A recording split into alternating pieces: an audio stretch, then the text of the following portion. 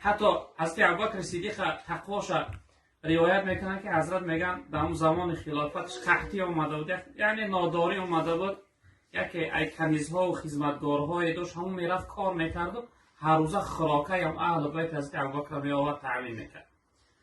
یک چند روز رفت میگه جای کار نیافت، یگانجا کار کرده و یعنی خوراکه آورده نتوانست. بعد روز رفت میگه چند یعنی نان آورد یا کسی طعام آورد.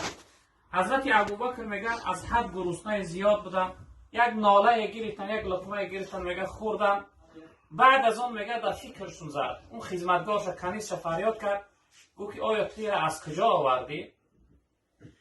او کنیز گفت حضرت گفت من در زمان جاهلیت پیش اسلام یک عادت فالبینی داشتم، مردم فالبینی میکردم، یک انسان فال دیده بودم همون مزد کاری من نداده بود. امروز که زورم آمده دیگر در یگانجا کار کرده و یعنی مزد پیدا کرده نتونستم طعام بیارم و سر همون انسان رفتم حق کاری مداد و در همون پول یعنی همین نان خریدم آورد. وقتی حضرت ابوبکر میگه فهمیدن که همین پولشون همین چیزشون از راه ناپاک است، حضرت میگه انگشت در حلقشون فرو بردن، چقدر خود را مجبور کردن یعنی همون لقمه را بیرون کردن نتوانستن و حالت رسمی که از حد زیاد آب نوشیدن، آب زیاد خوردن، بعد از اون خود را مجبور کردن همراهی آب همون لقمه را از درونشو بیرون کردن، لقمه ناپاک. شخصیت دانش بودن، گفتن حضرت گفتن قریب با آنکه به برآوردن این لقمه جانت میبرآمد. حضرت گفتن قسم به عظمت جلال الله اگر به برآمدن جان من میبرآمد من یمی برآوردم، یعنی نمیگذاشتم چیزی ناپاک در درون من نیست. این تقوا میگم برادر عزیز بزرگواران. و این خاطر باید که ما و شما هم همین تقوا و همین چیزا داشته باشیم.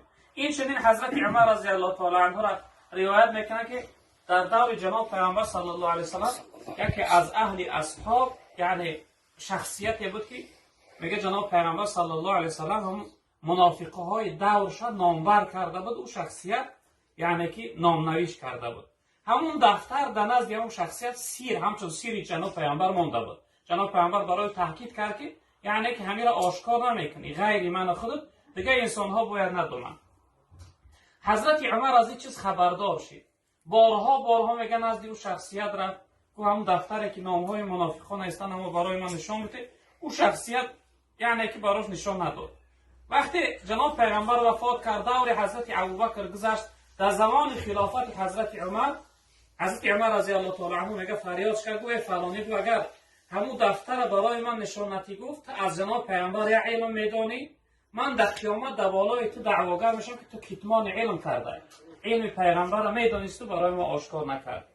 حضرت عمر میگه وقتی چنین براش گفت دیگه ناچار ماند، بعد از اون دفتر در دستش داد.